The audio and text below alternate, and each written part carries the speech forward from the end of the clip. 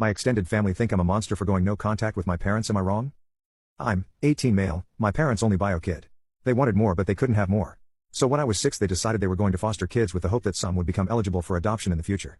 All they told me initially was I would have a load of other kids to play with, so I thought that sounded really great. But then they really pressured me to say I wanted them to foster and I was on board no matter what.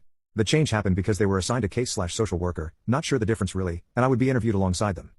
Something I learned a few years ago is that most people who sign up to foster will say if there are certain needs they can't meet so kids can have better placements.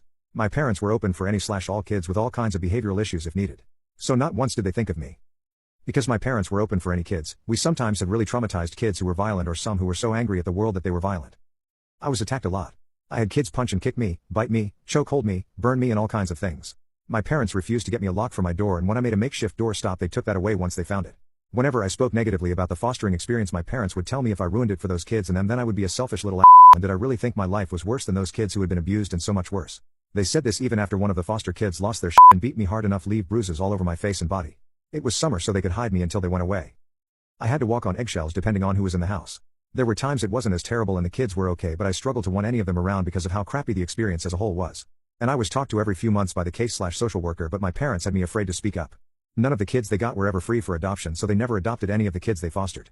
None ever stayed forever either. I was relieved and they knew it. So they would get mad at me every time I was glad to see the kids go home or somewhere else. A couple of times it was suggested that I get therapy by the case/social worker and my parents never took that seriously. Their foster kids got all the therapy they needed and my parents were so devoted to doing the best for them. But it was like fuck our bio kid and his needs. I think sometimes it was their way of punishing me for being their only. I turned 18 back in March and I moved out of my parents' house and went to stay with a friend and his family. I was there until a couple of weeks ago and now I'm in another state waiting for college to start. Since March I haven't spoken to my parents once.